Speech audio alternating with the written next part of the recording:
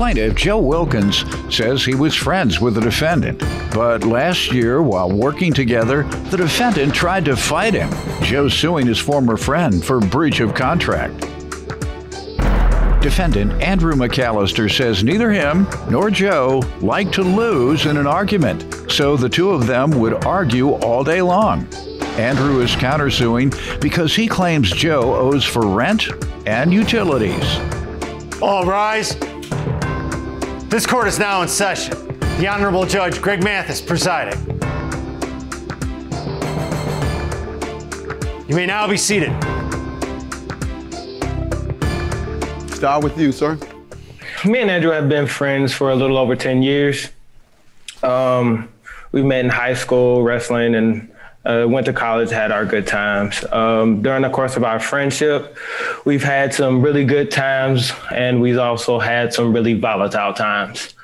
I remember a time where we would be riding in a car and we were going home. One night, Andrew's car was blinking lights. You know, it reminded me of Herbie. So I made a joke about it. And he got mad at me and didn't speak to me for almost 2 weeks. So the truth first. So during these times, me and Andrew have had our arguments over card games. We've had we worked together, and he's tried to fight me for a key that he didn't necessarily own. It was just being in use by us. So I'm gonna stop you from confessing. Tell me he let you hold a kilo. No, not a kilo, a key. Well, that's what they call kilos, a key. No, sir.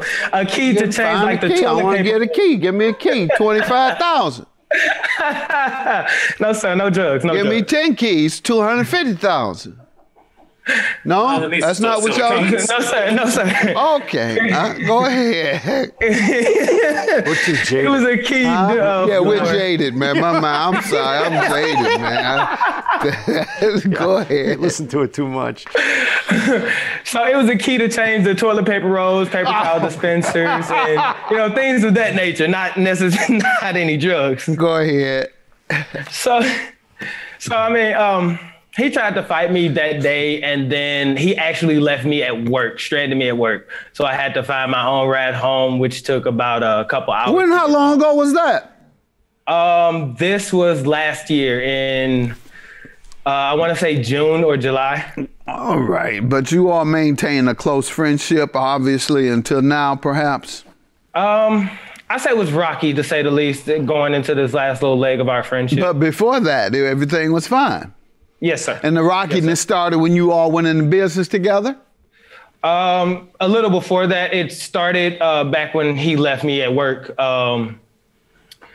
But we got over that hump, and then we tried to go into business together. All right, and we'll get to that. Sometimes that does cause problems between friends. You have to be cautious, very cautious.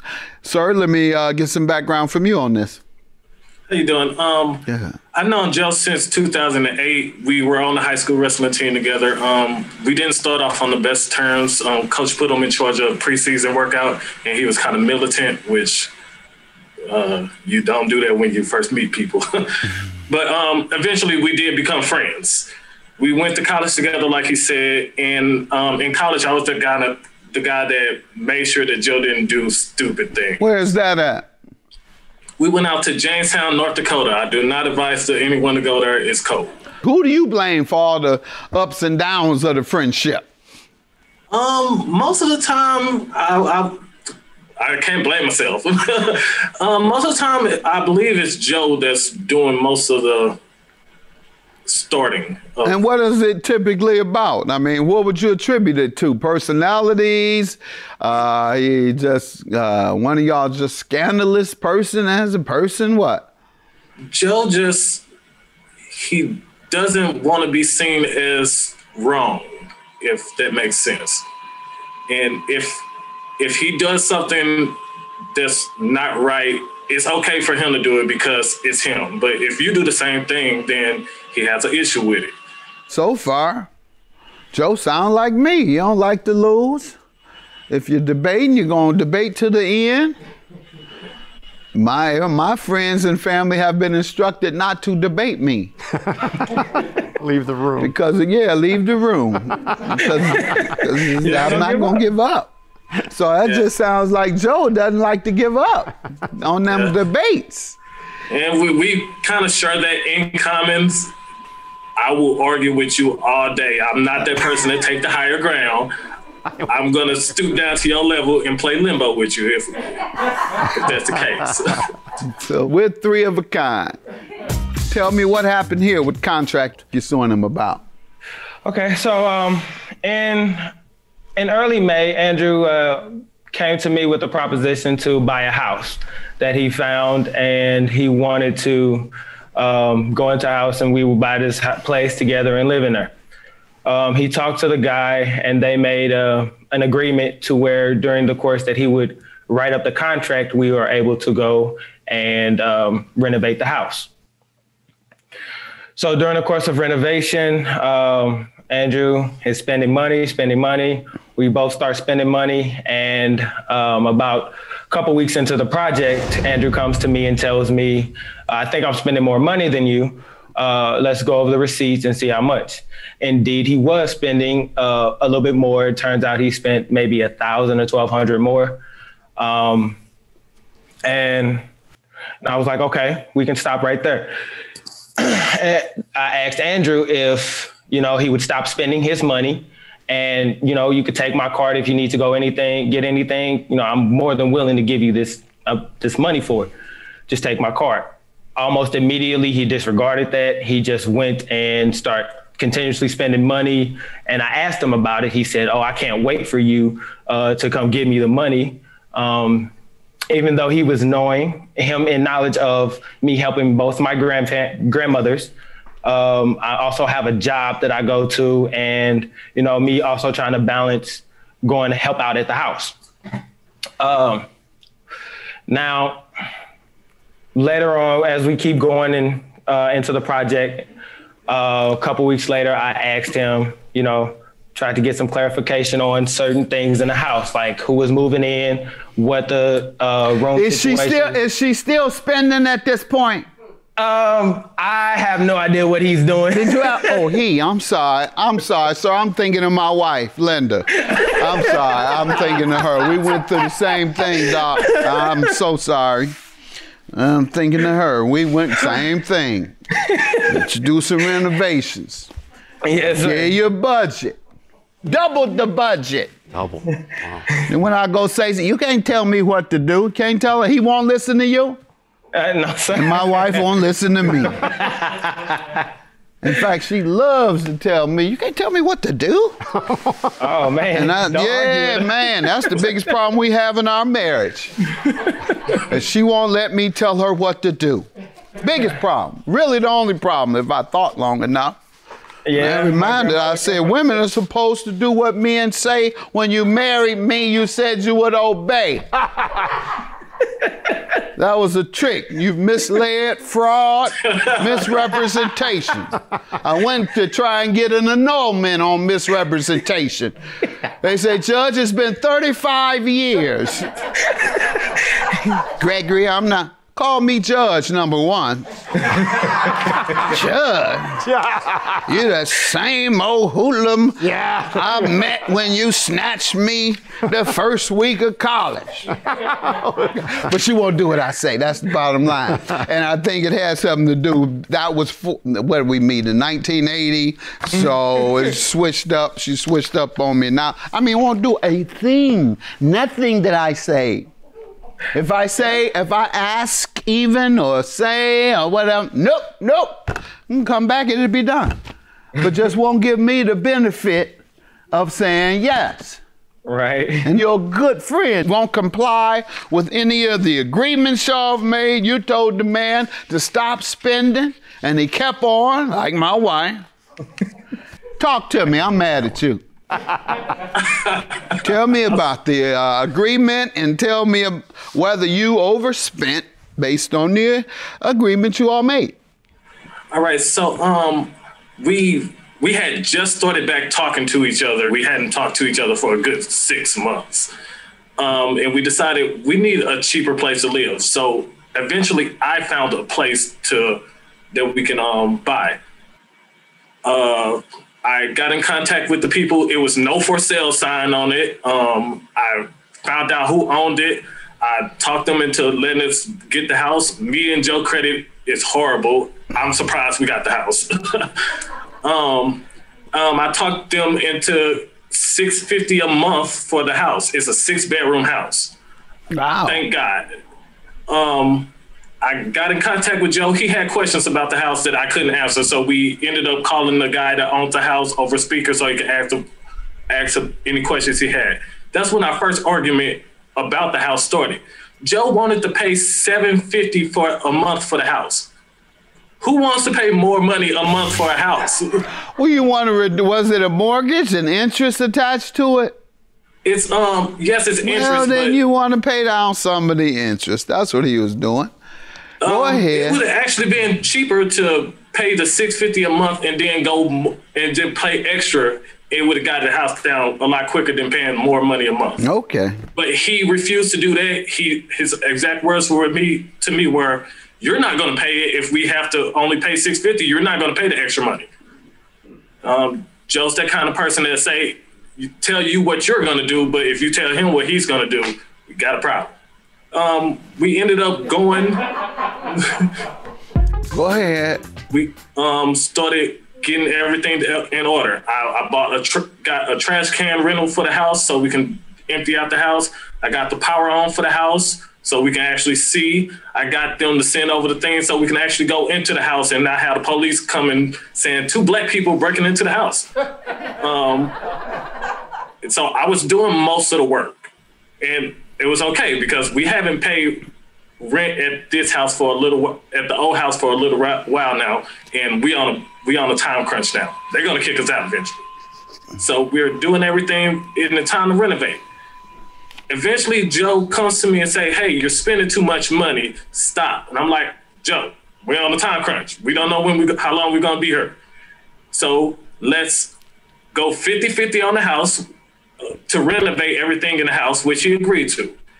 And at the end, when we're done renovating the house, we'll see who paid what and then make sure that we equal on it.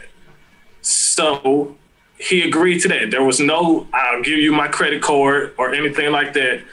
That's what we agreed to. We were just going to keep track of what we were paying for, go 50-50. At the end, we'll square everything out.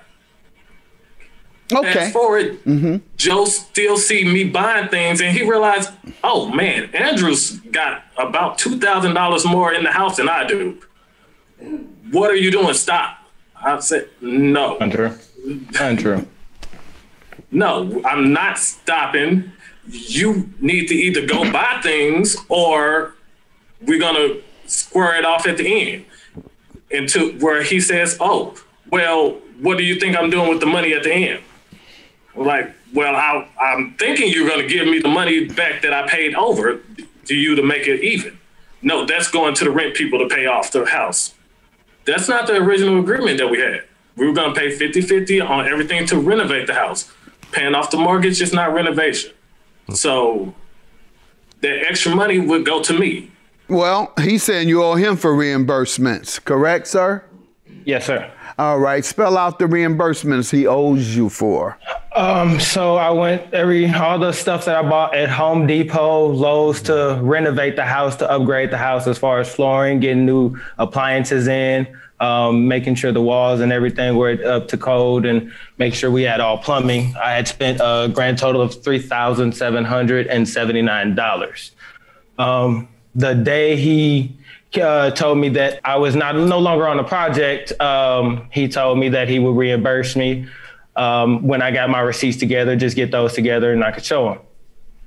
It took me a few days to get them together, 4 days to be exact, so I can find all my receipts. He had a problem with that and tried to tell me that 4 days is too much time. To me, that's perfect amount of time if I'm trying to make sure I got everything I need to be reimbursed for. Correct. He told me that, unlike me, that I wanted to pay, since I wanted to pay the companies off, that he would pay me my money, which in turn he turned down and said no, that he doesn't want to pay me anything. Okay, but originally agreed to reimburse you all your money. All right, sir, what do you say to that? Well, with Joe, he refused to sign the lease for the house, which is a reason why I was able to actually say, Joe, you can't live with me, because he had the lease for two weeks and refused to sign it. I didn't refuse to The sign agreement it. was that you would reimburse him with the money he spent, right? Yes, sir. So what's the defense? I told him that I will reimburse him the money that he was that he put in for the house, and he started going into the whole, well, when are you going to pay me? I need my money now. And he started putting me on the time limit of when he's going to get his money.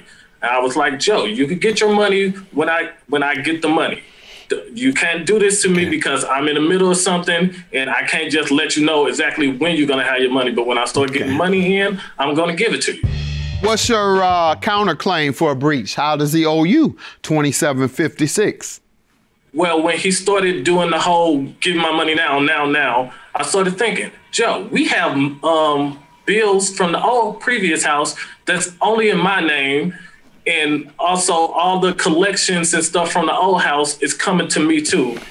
So you owe your portion of those bills that only come to me for the old house. What'd he say?